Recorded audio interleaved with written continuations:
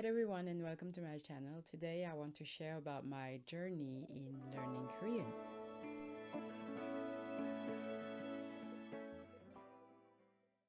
처음에는 제가 2022년 여름에서 한국어를 공부하기 시작했다. 그때는 제가 엄청 많이 웹툰을 읽기 시작해서 한국어를 관심이 있었어요. 그리고 한국에 한 학기 동안 공부하러 한국에 갔어요. 그리고 지금 멜기에 돌아왔는데 아직 한국어를 공부하고 있어요. 지금 제가 아마 B1이에요. Okay, now I'm done with the small introduction in Korean. I didn't use in any translator or AI to make it to kind of try and give you a little feel of what my current level is. As I said, I'm probably somewhere around B1 level, lower intermediate in Korean, at least in grammar. My ultimate goal when it comes to Korean is to be able to have a conversation with someone else and to experience my thought, opinions, and feeling, and be able to consume any kind of content that I want, especially novels and webtoons. But I'm not there yet. Right now, because I'm in phase one, I am more focused on getting my hours of Korean study done rather than being focused on reaching lesson 100 of my grammar resource, for instance. Right now, I aim to study Korean 1 hour every day, and this is how I organize my study sessions. Monday, Wednesday, and Friday, I have a private lesson with a Korean tutor, and then the rest of the days, I do independent study. Every other day, let's say, I try to review my vocabulary using the gold list method that I discovered recently.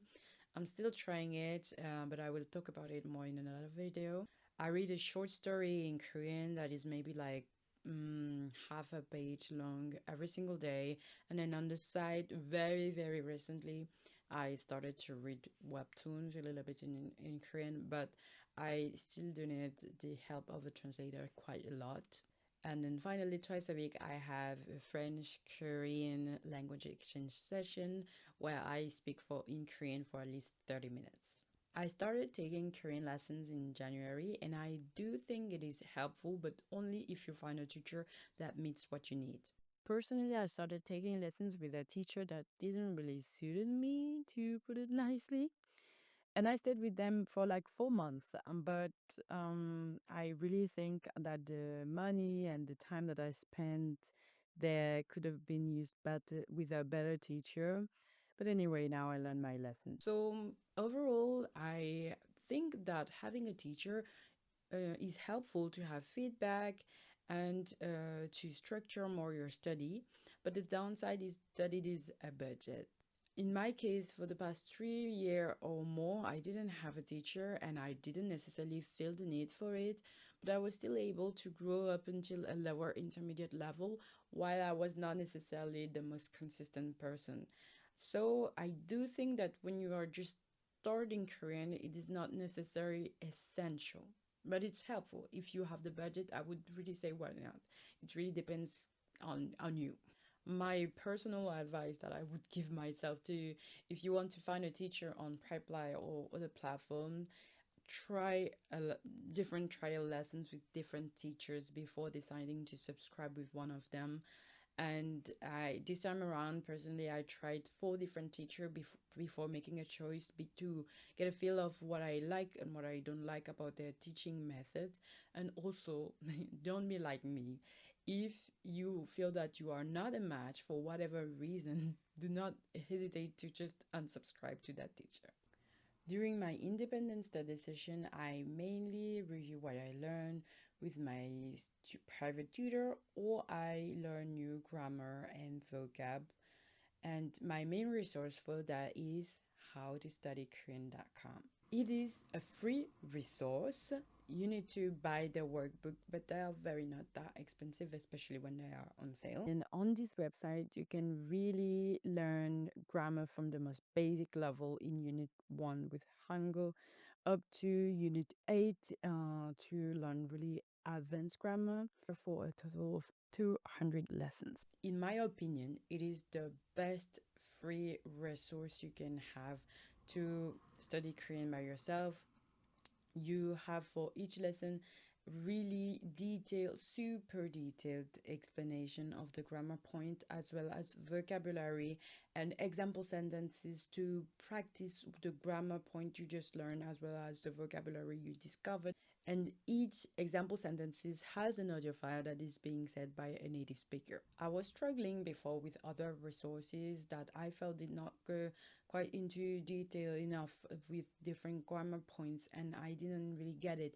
But here, the explanations are very complete. Also, the person who made those lessons is actually an English native speaker, so he has a feeling for what is difficult for Korean learners, and he is really able to make, in my opinion, insightful comments on how to interpret certain things as a non-Korean native speaker. Now, the way I try to review those lessons is by doing four reviews.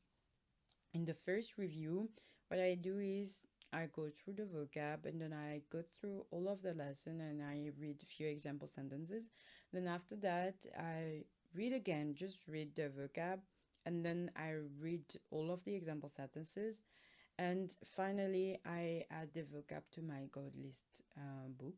For my second revision, I resume the grammar point and then I do review the vocabulary and as well as five example sentences, and I try to create five sentences by myself using the grammar I learned in this lesson and also, if I can, the vocabulary. For the third and the fourth review, what I do is again, I resume the grammar point, I review the vocabulary, and I also do the exercises in the workbook. What I started also doing, implementing recently is I use AI to generate multiple sentences using that uses the grammar that I just learned as well as the vocabulary, and I try to translate them from English to Korean myself. I try to do in general at least five sentences. To be completely honest, due to the fact that I really wanted to go fast when I started to learn Korean, I mostly skipped the third and the fourth review. But the problem I notice now is that for more complex grammar point, I cannot really use them, nor sometimes recognize them when I read them or hear them. Actually, before sometimes I try to cram maybe 10 lessons, 10 new lessons a week, which is a lot, and I did not really gave a lot of room for revision. Now I'm more focused on allocating time for revision. I went up to lesson 75 in how to study Korean, and right now I'm reviewing all of the previous lessons to really acquire the basic of grammar. It does take time though. I would say that the key takeaway from all of this for me is that as much as I give time, I allocate time to learn things, I should allocate twice three more time to review the things that I learn. But it is hard because my demons are always after me to just keep revision and go to the fun part, which is learning new things. For reading, I started doing it very recently. I actually realized that I can read webtoons, but mostly simple, not too complicated ones with not really a lot of big plots and not historical plot either. I don't know the vocabulary, and I still do need the help of a translator or AI or whatever. But I can read them, and it is a huge win-win situation for me because I get to do two things that I like, and especially one, which is reading webtoon, and then I also get to learn Korean at the same time or consume content in Korean at least. But clearly, definitely for the longest time, I could not read webtoon. It was not possible. And at that time, the media that I was consuming most was actually podcast. I was listening to podcasts on the way to work, and I tried to shadow everything that they were saying, and it helped tremendously for improving my pronunciation, the flow when I speak, and also just my listening. Now I stopped doing it, and for stupid reason, like one of them is that um I felt like the podcast that I was listening to was a bit too difficult, and also when I'm in the car, I just have a really hard time focusing on a podcast because I am focused on driving and also on listening. But that is kind of a stupid reason. I really need though to go back to listening to podcasts on the way to work and back to work because it is super helpful and shadowing is really super helpful. For my exchange, I started them a long time ago and I think I didn't necessarily waited a lot before I started to doing them. Like 3 months after I started learning Korean, I started doing exchange. I probably DM'd a lot of people, like maybe I probably sent at the very least 50 DM to people to try and ask to do exchange French, Korean in French and Korean or English in Korean. I think the hardest part is to find someone that is very motivated to learn the language as you are motivated and also he's willing to do the exchange regularly. That's the tough part. But I do think that exchange are really helpful, especially if you are not living in an environment where you can easily speak your target language, and also just meeting new people is fun. And personally, I actually got to meet the Korean people that I met online, that I got to meet them in person when I went to Korea, and it was really awesome. Okay, so today I shared my current routine to learn Korean, and realistically, I think the best routine anyway is the routine that works for you. It is the one that is the most sustainable for you. When I started to learn Korean, I really wanted to be able to speak Korean after 2 years because I saw people do that on the internet, or at least that's what they said. Problem is, how fast you learn the language depends on multiple factors, one of them being how much time you can allocate to actually learn the language, your environment probably, and also just it takes time. No matter what you want to learn, no matter what you want to do, if it is a skill that you want to get, it will probably take time. And I am still in the process of trying to accept that reality, but yeah, it takes time. So I try to tell myself that I can take my time.